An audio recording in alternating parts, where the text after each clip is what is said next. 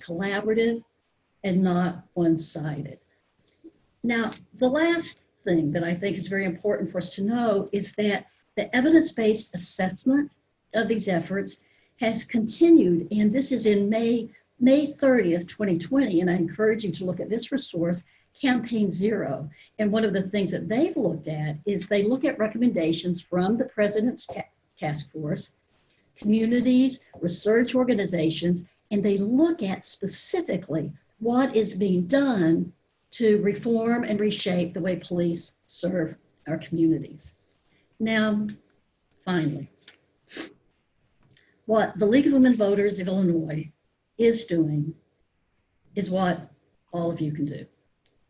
We are studying the issues of policing and public safety to enable further advocacy. And tonight, we have a very unique opportunity because we have the opportunity to learn from those who are already doing this work of improving policing, of enhancing community safety. And we have a chance to know, not only learn from them what is being done already, but this is what is most significant for us who are citizens. We can learn from them how we can concretely support them in this vital work, essential for the preservation of our democracy. Beverly, I'll turn it over to you. Thank you very much, Sharon. I have some questions initially for Chief Reynolds. The first one is, what are your thoughts on the role of police as warriors versus guardians? Great question. So, I really am not a huge proponent of labels. I do understand that the role of guardian was endorsed by the President's Task Force on 21st Century Policing. And, my department, the Oak Park Police Department, we support that. As a matter of fact, we've modeled our operational structure under the 6 pillars. So we're always monthly working towards the realization of all those 6 pillars. But for me, it kind of goes back to a gentleman by the name of Sir Robert Peel. And Sir Robert Peel, about 200 years ago, wrote what's been identified as the 9 principles of policing. And one of those principles is that the police are the public and the public are the police being only those members of the public that are paid to give full-time attention to duties which are incumbent upon all citizens. So I think that when we identify police officers as warriors or guardians, we could have a tendency to silo police officers. The reality is that police officers are your neighbors. They're the people who are in the PTA. They're, the guy or girl, the man or woman you see in the grocery store. And so really what it boils down to is, what is the role of police in society? And I think policing is different from law enforcement. When you talk about warrior versus guardian, you're thinking about law enforcement, which is just a small percentage of what we do. Policing deals more with the policing mandate, which is overseeing the health, welfare, and safety of the community, which is really what is incumbent upon all citizens. And so I think sometimes we have to be warriors. We saw those 2 officers in California ambushed. Sometimes we have to be guardians. Sometimes we have to be coaches. Sometimes we have to be neighbors. Sometimes we have to be emergency medical staff. It all depends on what the circumstance is as we are trying to facilitate the health, welfare, and safety of the community. I hope that answers the question. Thank you. Thank you. Yes, it does. Can you discuss the federal government's role in the militarization of the police? When did it start, and how were police departments approached with incorporating military equipment into their departments? Yeah, so it kind of goes back, more than 50 years. If you think about it, it really became more prevalent during the Vietnam era and the Civil Rights Movement. Shortly thereafter, I remember there was a television show called SWAT. Los Angeles Police Department developed SWAT, which is Special Weapons and Tactics. And those are individuals that began to deploy more militaristic tactics in dealing with domestic crime. And so I think there's a lot of different things going on that, brought about this change. And I think it started to show itself again during the Iraq War, right? and the issues in the Middle East, and then again in 9/11. So couple of different factors at play here. Number one, you have individuals who are exiting the military, entering into the police service or even the fire service, and war as we know it over the years has changed. So in World War I and World War II, tactics didn't change very much from the Civil War. You think about it, you met somebody on the field and you fought, or you dropped bombs, or you brought a ship. But as we entered the Vietnam War and it became more of a terrain war where you go from village to village, hut to hut, and in the Iraqi war, it's more of an urban warfare and combat. You start to see individuals with this military mindset entering into a paramilitary organization and trying to adapt those tactics. And there's that warrior mindset.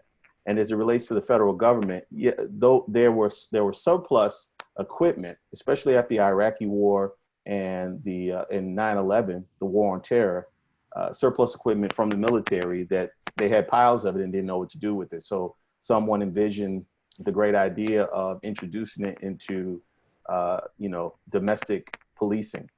And I think that probably changed, I would say, the culture of policing in many ways. You had these individuals that, came from a war zone. And, as Americans, we like to declare war on things, war on poverty, war on drugs, right? And so it really has to be a paradigm shift from a theory standpoint as we engage the community from a community policing standpoint. Because again, we're not at war with our neighbors. We're not at war with people who are behaving outside of the law. We're addressing the behavior, trying to introduce an intervention. And because when you put somebody in jail, they come right back, right?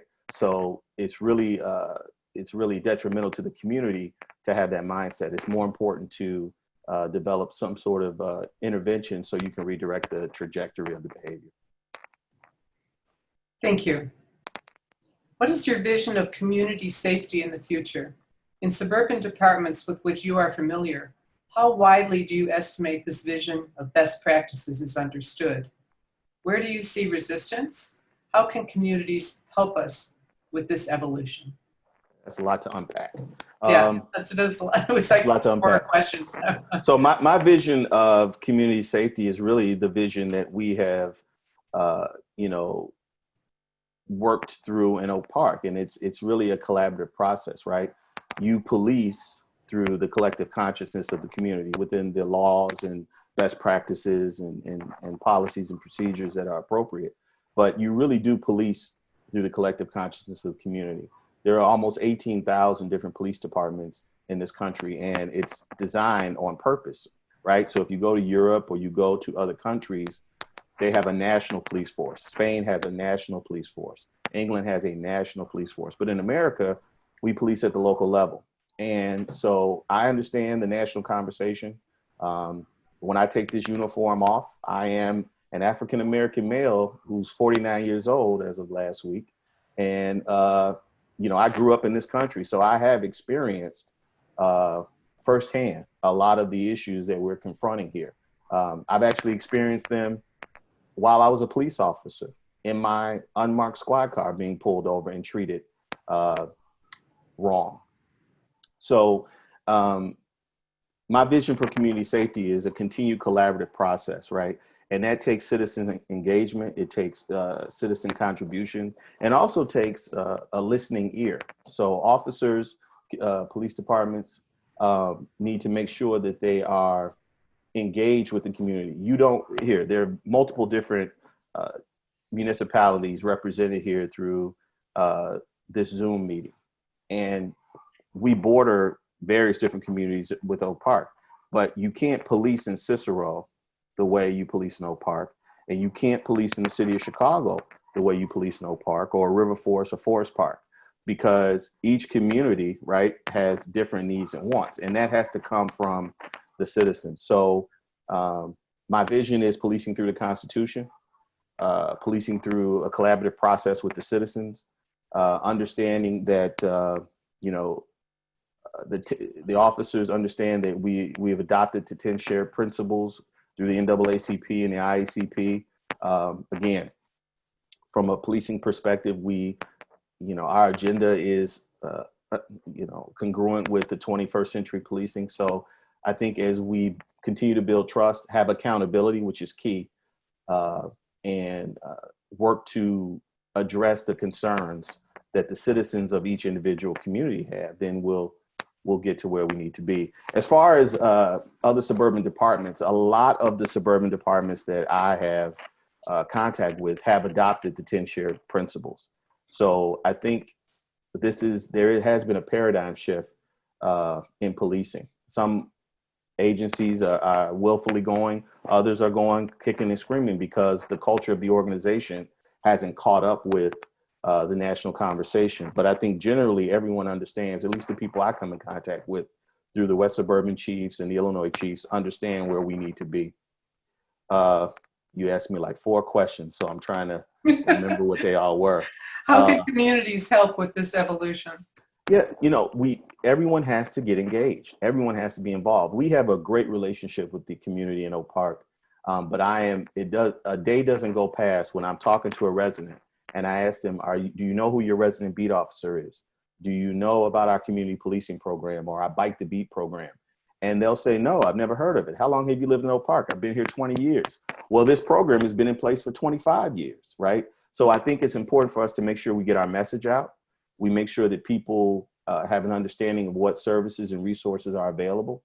I think we need their input, and I think citizens need to be engaged. I think that was it. I think that answered it. Okay. Just one more. All right. And I swear this is just one question. It's okay. It's all right. Where do you stand on licensing of police? I think it's a great idea. So I am a member of the Illinois Law Enforcement Training and Standards Board. I was appointed by the governor a couple of months back, and that is a conversation that we're having. Here's the thing, in some of the classes I teach, I ask my students, what is the most powerful job in America? Who has the most powerful job? And invariably they say the President of the United States. And what I explain to them is that, yes, the president does have a very powerful job, but a police officer, just by virtue of their oath and their position, have the ability to operate as an exception to the U.S. Constitution. No one else has that.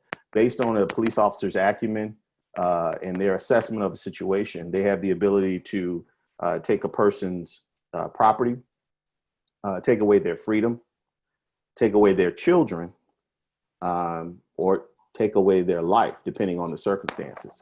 And so that power comes from the citizens.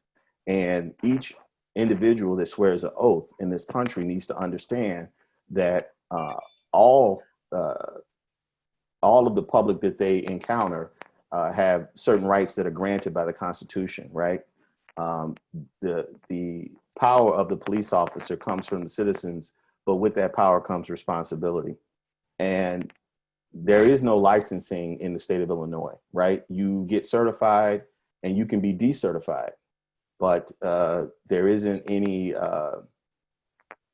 accountability at the level of, say, a hairdresser or a driver or someone with a CDL. So I think it's important that we move in that direction because it increases the amount of accountability. Because there's an awesome amount of power that officers have, and there needs to be some balance. Okay, well, thank you very much. Thank you. Chief Reynolds. Appreciate your time. Our next questions are for Anita and Colleen. Anita and Colleen will be asked the same questions, alternating.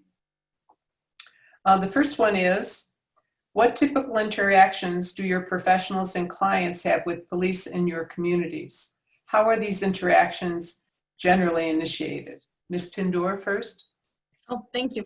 So, thank you very much, and thank you for having me here. I probably should lay the stage a little. We have a variety of things. So our clients, prior to kind of engaging in treatment and in recovery, often engaged in behaviors and are involved in the criminal system, in kind of situations where many of us would consider it fair for the police to be involved in it. So usually when they're involved in that, then there's either domestic violence, obviously a lot of drug and alcohol use. So they're kind of have those interactions with police via DUIs, perhaps sales or purchases of drugs, or actually using drugs on the streets, and or dying and then being resuscitated by a first responder. So we see kind of a lot of those interactions that go on between kind of our clients and law enforcement in the community. Once they are kind of with us and they are receiving treatment and they are engaging in their recovery, we often kind of see those switching and those changing, and then it's kind of long term what might be happening. So we have police officers who sometimes need to serve a warrant because there's sometimes outstanding warrants. We are protected by the Drug Abuse Treatment Act of 1972, and we've never had any issues. That's always been respected. But then we will work with the client in how to kind of turn themselves in, and that is where the police often will get involved, and how do they actually turn themselves in and then take it kind of a step further with those warrants. So it's kind of on both sides, and definitely there are those interactions. And I mean, the chief was really incredible and he lays it out really well, but I think we all know that when we're doing something, we feel like we're doing the right thing, and then when we get stopped or we get questioned, then we assume that the police are at fault. So a lot of times initially when our clients first come in, they're very angry, they're very despondent because they feel like the criminal justice system is out to get them, right? They don't feel responsible for many of the behaviors that they might have engaged in. And some of it is true and some of it isn't. They might be very responsible for the behaviors. They might not be responsible for the illness that they have. So, we kind of often work with them through that. And sometimes there is trauma, and sometimes there is kind of just their own perception of what has happened. And so we will work through that with the clients often and their interactions with the police department. Thank you. Colleen? Sure. Would you like me to repeat the question? No, I think I'm okay. So our clients are mostly interacting with law enforcement for the purpose of seeking safety. So that's a really important thing to remember. I think a lot of people think that when someone calls the police, the purpose is to have someone arrested or things like that. And our clientele is a little different in terms of domestic violence victims. The main reason why they are seeking help from the police is to achieve safety. Now, a lot of times that does look like a perpetrator being arrested or a perpetrator being removed from a home or something like that. So seeking safety is the main reason why our clients interact with law enforcement.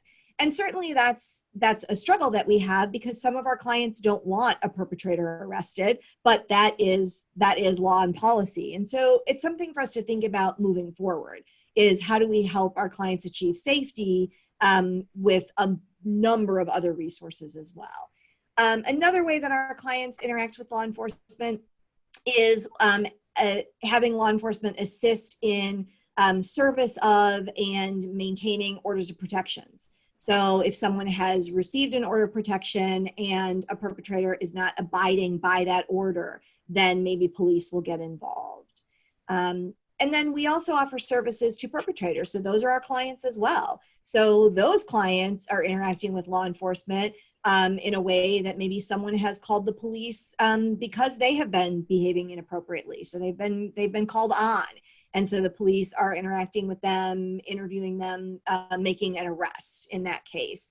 And then if they have not followed up on, participating in the services that they're supposed to, going through probation or parole or social services, then law enforcement may become involved with them, again, another time. The second part of your question, the way we as professionals interact with the police is really ever changing. You know, when our offices were in Oak Park, we would say Oak Park Police has the fastest response of anybody, you know, of getting to us in our building and really providing safety for us as an agency and our clients on site. So that was always really appreciated. I think having a partnership with the departments that we are, you know, where we are housed is really important. Our main role, though, in having a relationship with the police is that larger advocacy piece. The clients that we are working with, we can easily have advocacy with whoever we need to because we have that client in front of us. It's the victims that we will never see, that we will never know. That's the bigger piece of advocacy. And my job in particular as a training director is to provide information, education to folks, law enforcement included, that a victim is going to get the same kind of response from them that they do if they walked through the doors of Sarah's Inn. So I think that's the piece that we're continuing to work on, right? And what does training like that look like? And how do we get in the doors of our local police departments and say, we've got some really good information for you. Oh, by the way, it's going to take 2 full days to train your department on, you know, on trauma response and victimization. And so that's something to continue to work on. Excellent. Thank you. So you're going to be the first ones to answer the next question. What are some of the ways that police are involved with your agency other than in emergency situations? And I think you may have already answered in some ways that one.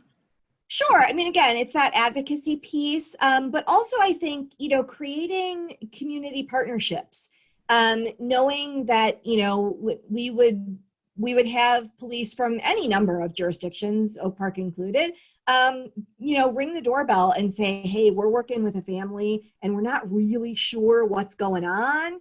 And they need some sort of social services. Can somebody talk to somebody? Sure, right? That might not be an emergency. It might be a little out of our realm. We might find that actually this person was homeless for other reasons than domestic violence, but recognizing that we can depend on each other in those sorts of situations is really, is very important. And just creating relationships. I think that's the hardest thing, is saying, you know, we might all have different ways of going about what we're doing, but in the end, in terms of speaking about domestic violence, in the end, our goal is safety for victims. So if we can all believe that about one another and have relationships with each other outside of our day-to-day profession, where I can know, oh, this person really does care about victims. They just have different roles and different responsibilities in their jobs. They're mandated to make an arrest because their boss, their department says they have to. But I know that they really care about what happens with victims. That's key in the work that we do. Thank you. Sure. Ms. Pindiur, would you care to answer that question?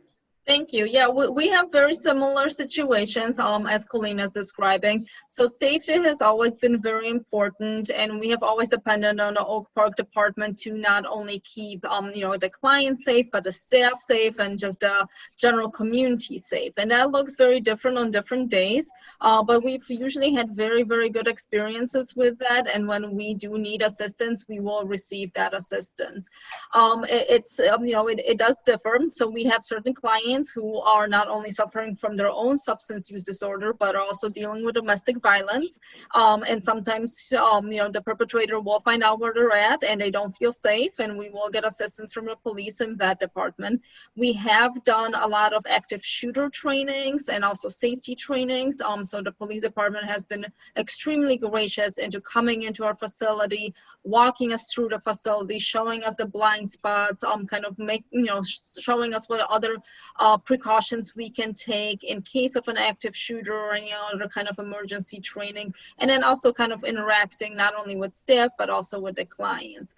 Because we do have persons who not only are dealing with their substance abuse but also other mental health disorders, there are times when clients do become aggressive or violent, and we do need to have that client removed from the facility. And so we've had interactions with the police department in that, and also have always been experienced really well. We've received assistance, we've kind of been able to calm everybody down, and then that person was able to be transported to kind of a higher level of mental health. So we've always had really great relationship with that. And then on the flip side, because substance abuse does not discriminate, we have not only, needed the police department for our safety, but we have treated many police officers in many of our programs. So we provide substance abuse and gambling disorders. And so we often will work, not just specifically with Oak Park, but all of the kind of police departments within the Cook County area. And so we will work with the employee assistance programs, and we will provide services to police officers or police officers' families who are experiencing substance use disorders or gambling use disorders. So at any given time within our facility, we might have clients who, we have the police officer and persons who have been through the criminal justice system being treated kind of in one. And so surprisingly, we've never really had any kind of issues with that, because everybody understands that they're here and that they're being kind of treated, and it usually works itself out. Okay. What sorts of issues have you experienced? And if there is room for improvement, how could these have been handled differently?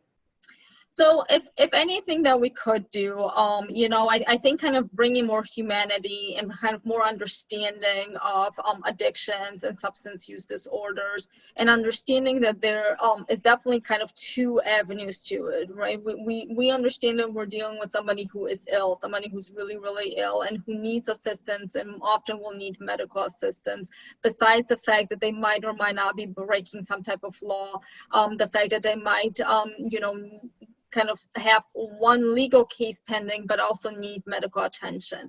And so needing to understand that humanity and bringing in that this is a person you're dealing with, and this could be anybody. This could be somebody you work with. This could be your wife. This could be your neighbor.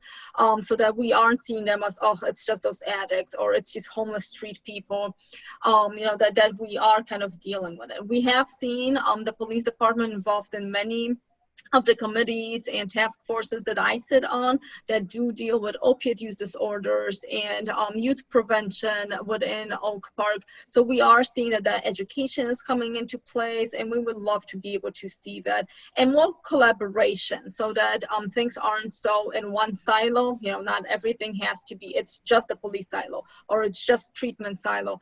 We really need to be able to work really close together in order to get treatment into these communities. The chief mentioned the war on drugs, and I think we all know that has not worked. Not that he was recommending that or anything, but we have seen that kind of being an outdated model, and really seeing substance abuse as a public health crisis. And what do we need to do to all work together in order to save lives, in order to kind of allow treatment to happen within the community. So you teach each other and learn from each other. Yeah, that would be wonderful, because there's many things that I can't do and that we do call the police for, right? I am a trained clinician. I've been doing this for many, many years. And when I can't talk somebody down, when I can't stabilize the situation, that's when we call the police, and we need a police intervention. And at that point, we understand that we're not calling a clinician in, we're not calling somebody in to, solve this problem for us. We're calling someone to really intervene and keep everybody else safe. So we do need to learn from each other, definitely. Thank you. And Colleen, what have Sure. your experiences been? Yeah, I would repeat some of what Anita said in understanding the, dual roles that a lot of our clients have, and really an increased understanding of trauma. We have clients who are victims of domestic violence and are prostituting, or are victims of domestic violence and have, committed misdemeanor theft. And those things are really tied together within that relationship. And so I think for any department, an increased understanding of trauma would really be beneficial. And I think that learning from each other is key, but also, recognizing that it's really difficult for, small nonprofits to break into the system and say, we have something to share with you. And so maybe creating more avenues for agencies like mine and Anita's to be able to say, no, we really have something good that we want to share with you. And, really hearing out this piece about trauma and this, this dual role that a lot of our clients play. And I think the other thing is really engaging in conversations about policies, right? What are good policies for victims? What are good policies for perpetrators of domestic violence? So really open the doors a little bit more and allow some other voices to come in, I think would be, extremely helpful in that. Yeah. In a perfect world, what would you like to see? Wow, in a perfect world, in a perfect world, I'd go back to what I initially said about safety, right? And think about what are any of the dozens and dozens of ways that we can achieve safety for our clientele, right? And so when we think about the Illinois Domestic Violence Act, the law that kind of governs domestic violence in Illinois, we have wonderful things in place, like a condition of bond that says if you've been arrested for perpetrating domestic violence, you can't immediately bond out, like a lot of other criminal behaviors, right? If you're involved in, driving without a license or something like that, right? The minute you get to the police station, you can call your so-and-so person and, hand over a credit card or a big check, and you get to go home.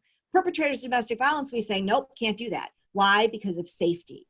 So there's good stuff in place. And I'd love to have more conversations with law enforcement about why those things are in place. And again, speak specifically to safety and have people really understand that when a victim calls the police and an arrest is made and they go down to the state's attorney's office and they do not want to testify against their perpetrator, I don't want that police officer to take it personally, right? I don't want them to think, well, I'm not gonna bother next time because those victims, do that. I want them to understand you did exactly what you were supposed to do. You provided safety in that moment for that person, and they asked you for something and you provided it, and that's great, right? So I think that's a longer conversation with folks, because when we feel like our help is not being wholly embraced, sometimes we can get jaded. And that's for any of us in a helping profession, right? So I think, I can speak to, Anita's work. For those of us in domestic violence, when our clients are substance using, we struggle with that because that's not our primary level of understanding, right? And we refer people for treatment and they don't go, and we're like, oh, why aren't you doing that, right? We need more conversation to help us to understand that. Just like I think law enforcement needs more conversation to help them to understand why sometimes victims behave the way they do. So that would be the perfect scenario for me. Excellent. So Anita, what is your answer to that question? Well, thank you. That's a big question, right? And in a perfect world, I would like to see a lot of things happen. But, I will echo Colleen that safety and a general kind of safety of community would be very, very important. There's a lot of times that people just don't feel safe and they don't feel like they can come forward with many things. We kind of have kind of the reverse, right? We specialize in substance abuse, and so we often have people with severe trauma and domestic violence. And when we refer them over to CRS, and they're like, well, maybe next week, oh, they have a waiting list, oh, whatever. So it's not only teaching our clients, it's not only teaching our communities and along with the police department, but yes, all of us sharing, all of us knowing that even though we might be professionals in what we do, we don't have to change each other. We don't have to necessarily redirect what everybody does. We just need to be able to learn from one another and to understand both what we can do and understand our our limitations, right? We need to be able to say that we understand there's limitations of first responders, and this is really all they're going to be able to do. But then also kind of giving people that safety that if I feel like, you know, I need to share something, or if I need to tell the police that it isn't going to necessarily just be, you know, a death sentence or an arrest immediately. Maybe there's other avenues that can take place. And so really kind of in policy reform and change, I would love to be able to see that addiction doesn't just become necessarily a legal consequence, that people do have the option of recovery and treatment. And that is often, you know, what's missing, because people really often feel that, that it's just a legal consequence and they're just going to get arrested, and maybe, you know, they're going to spend time in jail, or something worse is going to happen. And so often people will run or hide or do whatever it is else that they're doing, that they're really just endangering the rest of the community, and then they're really just endangering themselves. So we really need to be able to give people that ability that if this happens and I know I have a problem, or even the police identify and say, you seem like you might have a problem with substance abuse, let's get you help. And if there is legal consequences after, you know, those are secondary. We can deal with those. We can get people the representation, and then, you know, if they need to do community service or serve time or whatever, that can be secondary, but we need to be able to treat their addictions, and we're not doing that currently. Thank you so much, ladies. Very enlightening. Last but not least, I have some questions for Christian Harris. Mr. Harris, public libraries offer more and more resources and services than ever before. Share your insights into how libraries have been able to provide safe spaces to all their patrons over the years. Well, thank you for the question. Thank you to the League of Women Voters, Oak Park River Forest, for having me tonight. More importantly, though, thank you for continuing to create safe spaces for thoughtful conversations in the midst of a pandemic. I think there's a lot of factors that go into it, but it all comes down to really the relationship libraries have with the community.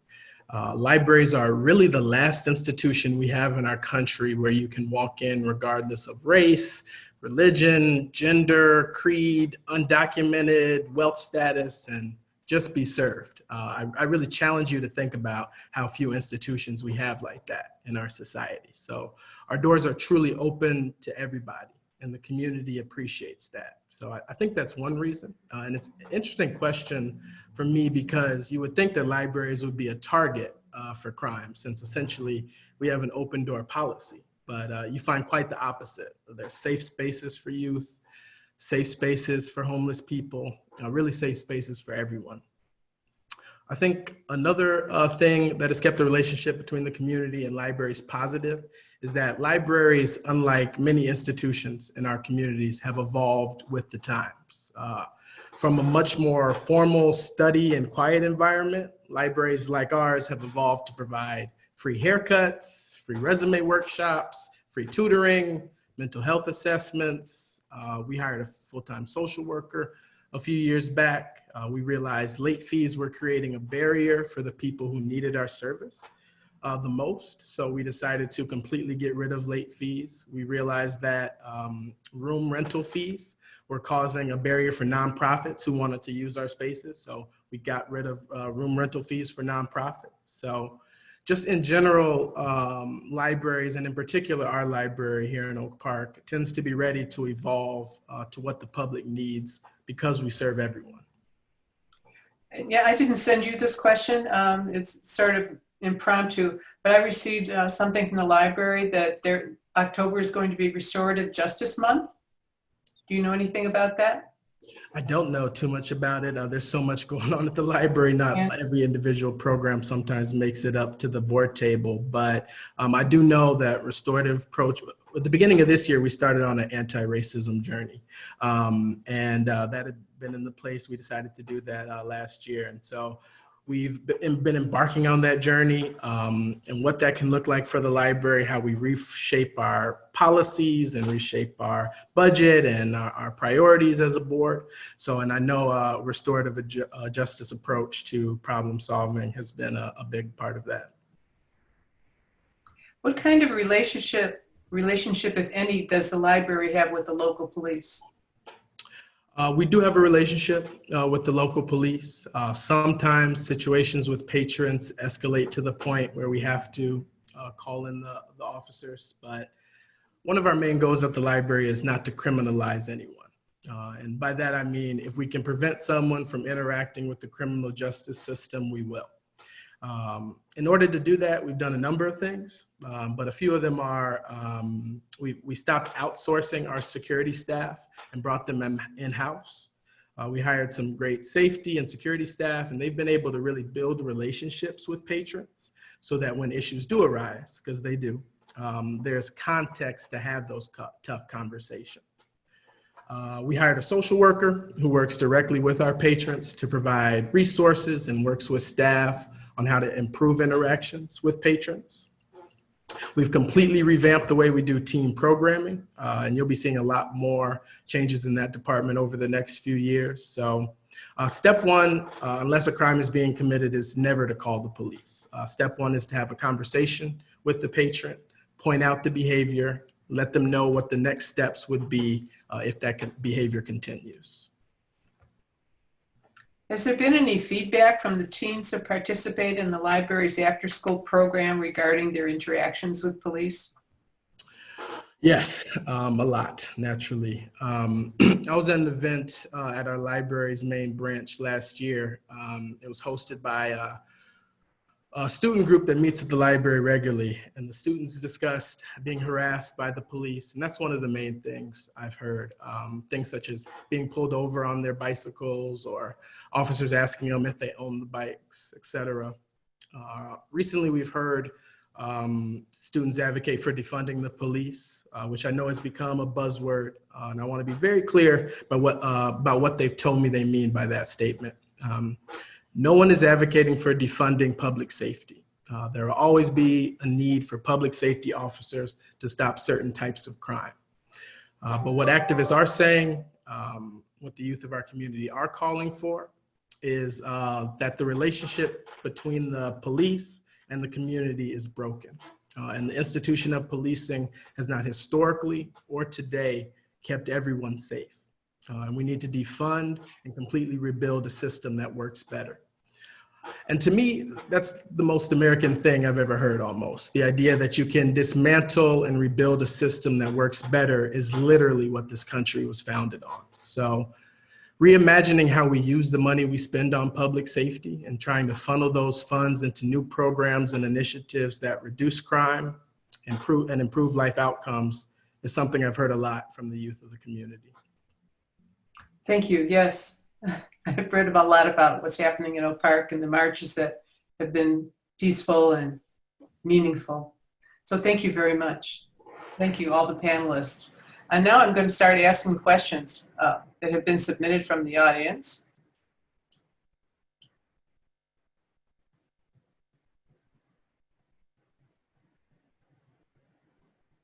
Just scrolling through the initial ones. The first is, how do police, and this is for LaDon Reynolds, Chief Reynolds, how do police's rules of engagement differ from the military and why? Oh, well, that's a huge question. So I would have to ask in relation to what? I guess they're two separate entities, because to answer it generally, the military have a duty and responsibility to facilitate, either be it a peacekeeping mission or a war.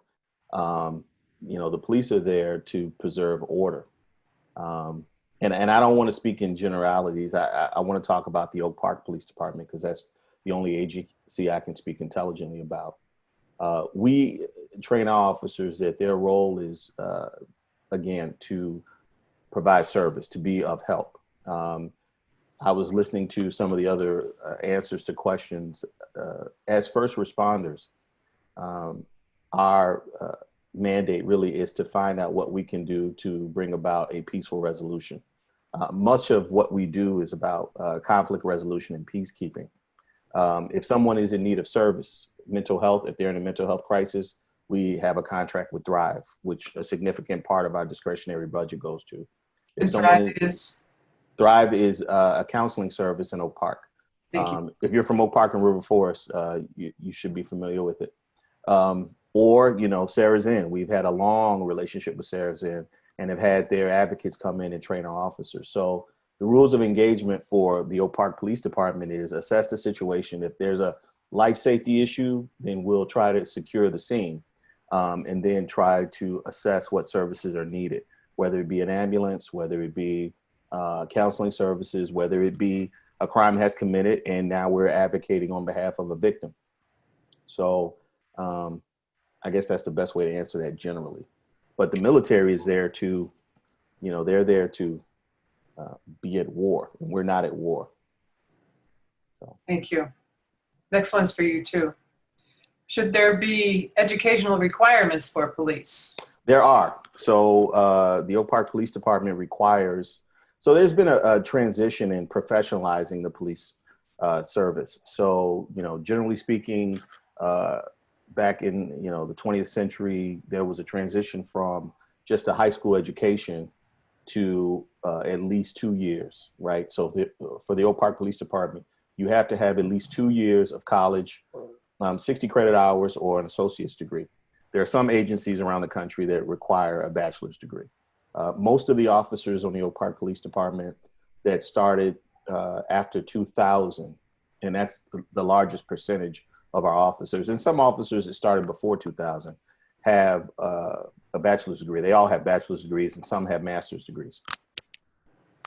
Okay, and then another one for you. I'm popular tonight. Given the people's first response to confrontation is to become defensive, Sure. How do police start interactions from a point of de-escalation versus presuming a situation is out of control and needs to be taken control of? Excellent question.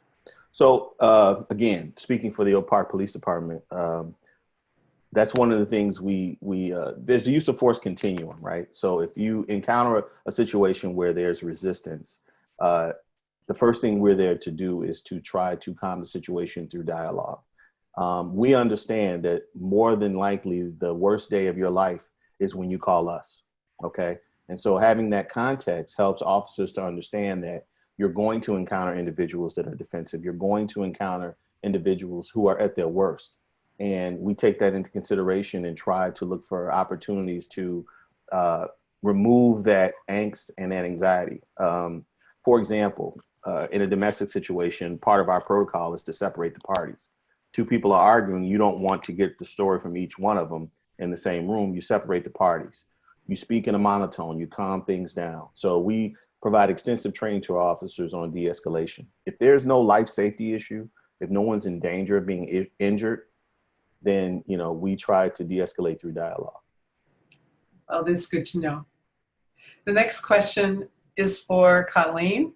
How do you deal with police departments that are resistant to domestic violence training? Wow. I can't say that I personally have had departments say we're resistant to domestic violence training. I think what happens is it's a contest of resources usually, you know, and how is that training going to happen? And how do you mandate and your entire department, you know, be taken off the street for, you know, 8 hours at a time to receive training? So I think it's not necessarily a refusal of like, oh, domestic violence training isn't necessary or anything like that. I don't believe it's that. I think it is that we need more creativity about our priorities and how having additional domestic violence training and trauma training from professionals in that arena can really make your jobs easier, right? And so I think it's really more of a dialogue about what we have to offer one another. I haven't had any departments or any law enforcement officers that I know personally say, oh, we don't need domestic violence training. I think, you know, everybody understands that we're all not experts in what we don't do every day, right?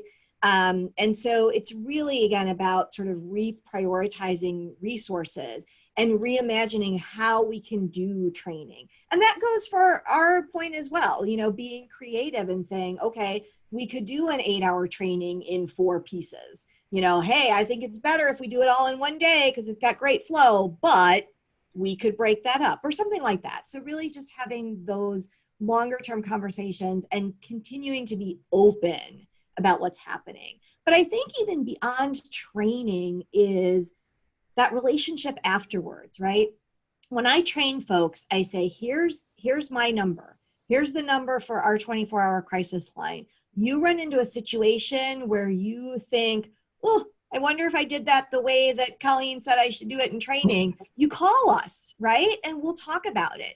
Because one of the things that is so easy for me and my colleagues is I get into a situation where I'm stumped and I can turn to my left or turn to my right and have somebody say, here's what you should have done. Here's how I can support you, et cetera, because that's what we do every day.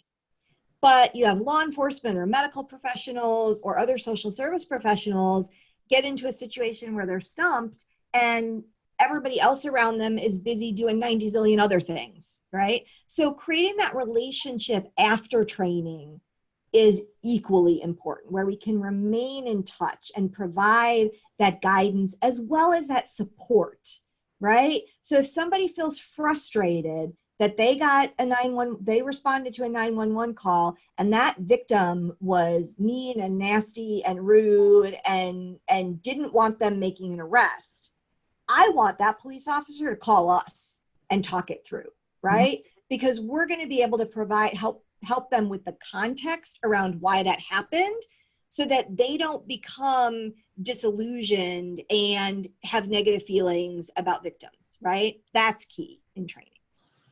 Thank you very much. Sure. Here's a question for Anita. In healthcare, although it could be asked to either one of you, in healthcare, we have grand rounds, in quote, where different providers meet and learn from cases. Is that a model that would be useful for community agencies that regularly interacting with each other to have regular roundtables like that, or is that already going on? You know, I don't think we have anything specific, like every single agency. There's certain agencies that collaborate together on certain issues, usually it's around kind of the same parts, right? So like domestic violence and substance abuse, or like mental health and substance abuse, or the opiate epidemic. So we do some of it, but not in a very necessarily collegial, like college level, let's talk about this case study. Though I do think, and Colleen might actually know more than I would about this, but I think it would be fantastic if we could have more of these kind of forums where we don't necessarily have to discuss, you know, each case, but just kind of, yes, like Colleen was saying, you know, helping police officers, helping each other, because it's really easy to kind of burn out and get to a place where you're like, oh, these kind of people, right? And each time somebody comes to our door and somebody comes for treatment, we are under the assumption that we're going to do everything that we can to help them, and it's not necessarily a situation where we think it's going to escalate. So, and sometimes it does. It just doesn't do what it's supposed to do, right? And people aren't satisfied, and people aren't getting the treatment that they want. So we do, there's definitely kind of collaboration and training that we could be doing on a much bigger level. And I think bring the community into it too. You know, the community can learn quite a lot just by knowing how, what my limitations are, what the police department's limitations, what Colleen's limitations are, or what we can actually do. Because I think a lot of times people will call us and they have like no idea what's even available out there and what options they have. Thank you. This is a question for all panelists. We might start with you, Dr. Welch, with this one. Is there a piece of legislation that could or should be enacted that would bring more formal support for your collaboration? I would encourage people to look at the Campaign Zero website. It has a list of specific forms of legislation at the national, state, and local level. And one of the things that I think is especially important, and this relates to something that Chief Reynolds said, that in the United States, policing, the major changes happen at the city local level. And so on that site, again, it's Campaign Zero, You have a sense of mayors and cities who have signed on to the 6 pillars and the different kind of legislation that they're doing to bring it to life. Thank you. Would anyone else like to answer that question? Okay.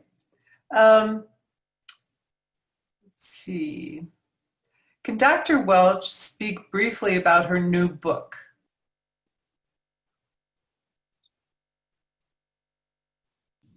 Briefly about my new book is My Fellow Citizens, You're Living It Out Right Now.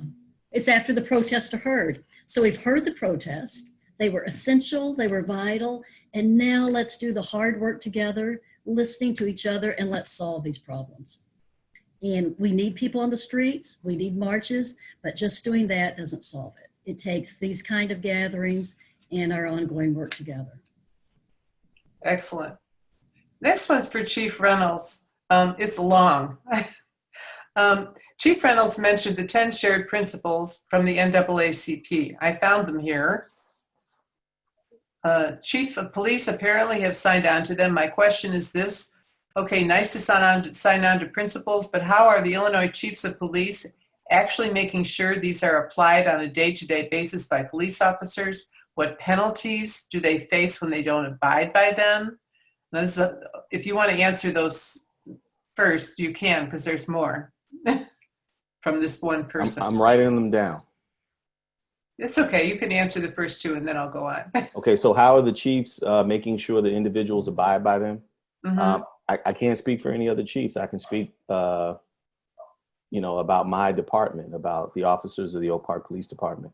For us, many of those principles, actually all of them, find themselves in our policies and procedures that have been around for decades. So, officers have a duty and responsibility to treat people with dignity and respect and to follow our policies and procedures. Now, when we talk about individuals and, all police departments are staffed by human beings. And this is why I kind of, the moniker of warrior versus guardian, these are people. Okay. And so for me as a manager, when I look at poor performance or someone operating outside of policy, it's either incompetence or insubordination. And I'm not calling incompetence, it's not a pejorative. It's not, a slight at the officer. It means that they don't have the information they need in order to facilitate the police mission in Oak Park. And that means they need training. So if they're incompetent, that's my fault. I need to give them some more information and make sure they have the tools to be successful. If they're insubordinate, it means they made a conscious decision to operate outside of policy. And if that's the case, then I have another decision to make. Just because you're sworn as a police officer doesn't mean you have a proprietary ownership of the job. And some people, just like there's some bus drivers that probably shouldn't be bus drivers, there's some police officers that shouldn't be police officers. And so holding those individuals accountable is also part of the mandate for administration. So that's how we deal with those individuals. Thank you. Thank you. Are Oak Park Police required to wear and turn on body cams during any interaction? If so, what is the penalty for not turning on the camera?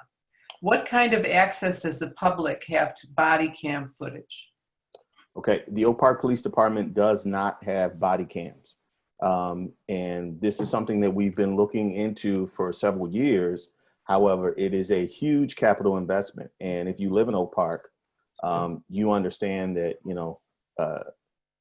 there are financial responsibilities of the taxpayers are heavy. And so we try to make sure that we manage our fiscal responsibilities dutifully. Now, we've had car cams, in-dash cameras in our squad cars for more than 20 years.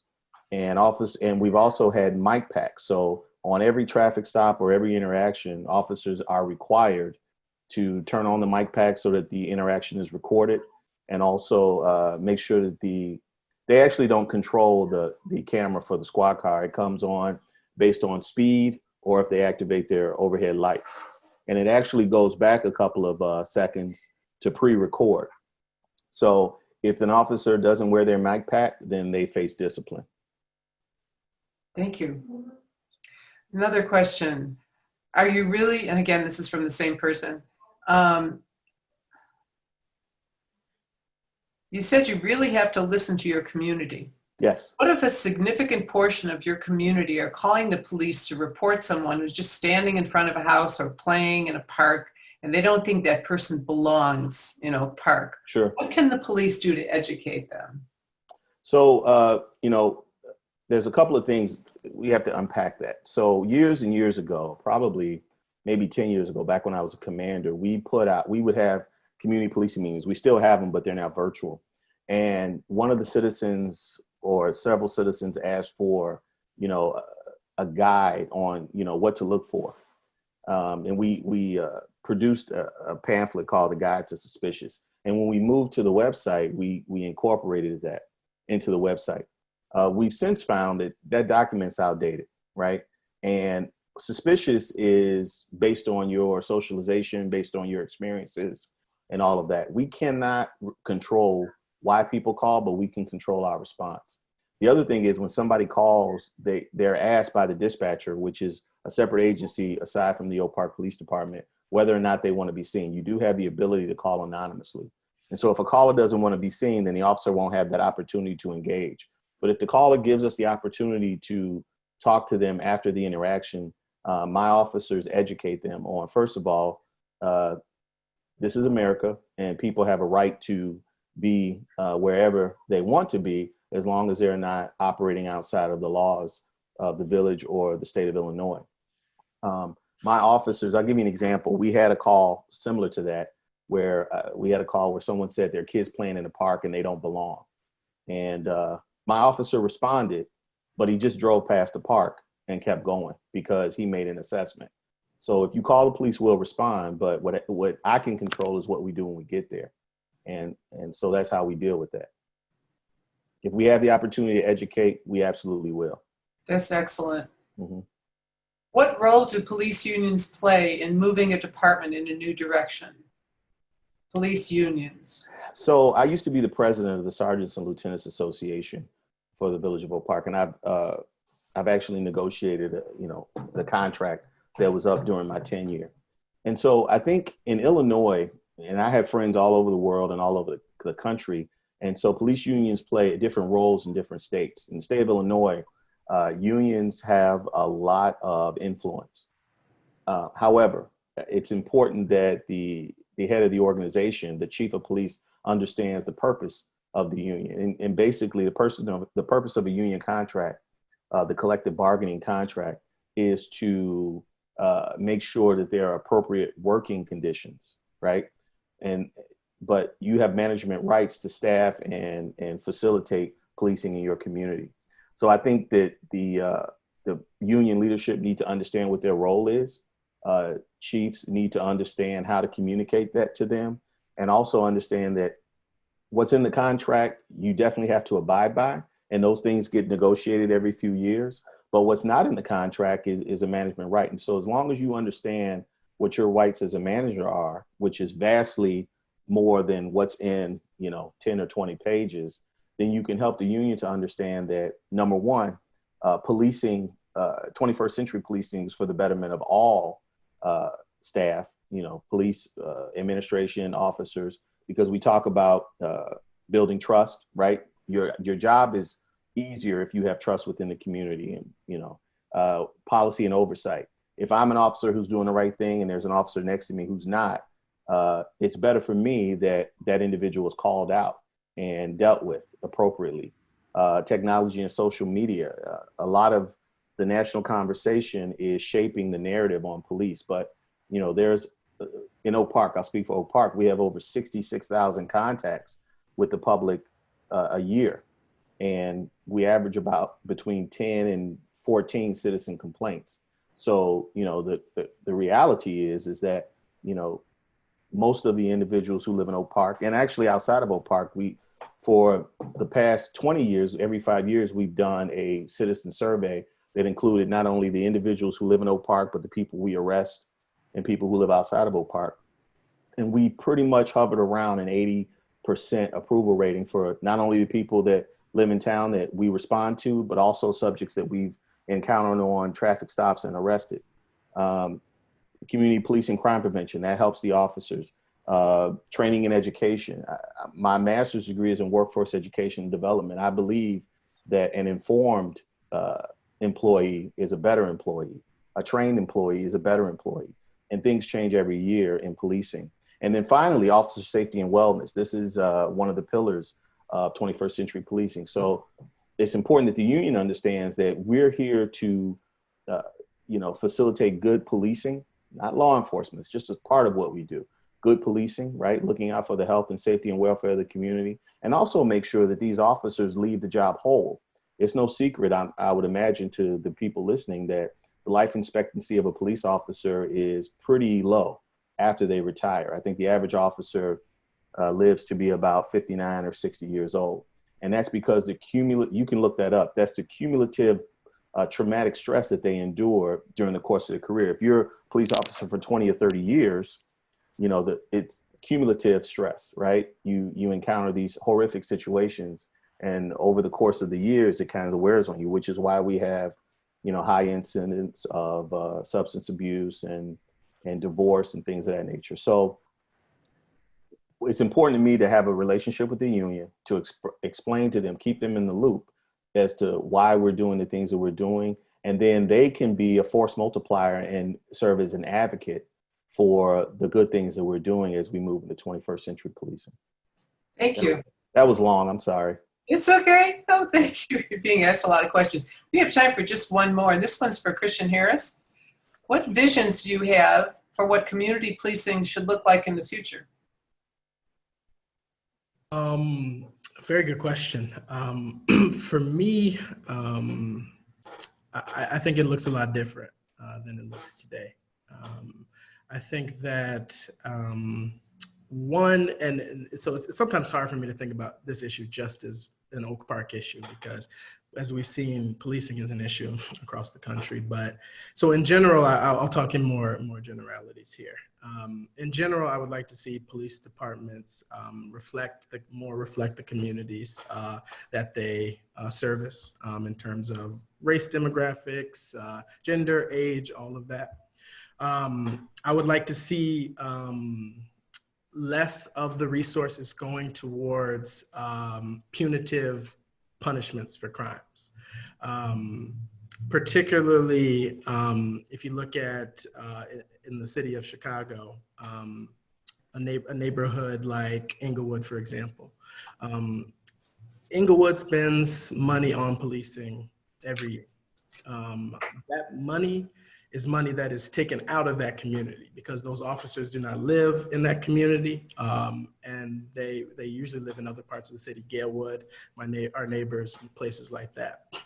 If that money stayed in the economy of Inglewood, how much different could that community look? So I would like to see some of the resources shifted into programs that are proven to keep neighborhoods safe, whether that be funding nonprofits more, or whether that be direct loans and grant programs to residents, small business loans,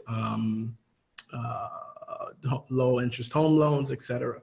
So I definitely would like to see a shift in the resources as well.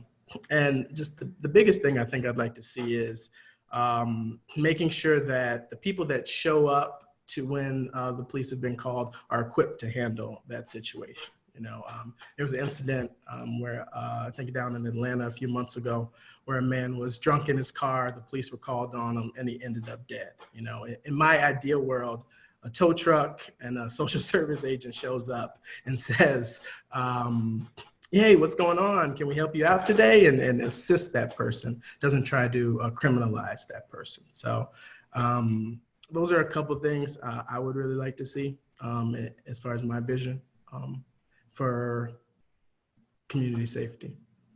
Yes, I think that's something that would help us all, especially these days. I want to thank all of our panelists for participating with us tonight and sharing their time and insight with this evening in our fall kickoff panel. I want to give special thanks to Judith McDevitt and Cynthia Shilsky for running this. And the League of Women Voters will continue to pursue our mission of educating the public with forums such as this, hopefully in person in the near future. If you are interested in joining our organization, which is celebrating its centennial this year, as well as 100 years of women's right to vote, please go to our website, LWVOPRF. I thank you all for joining us.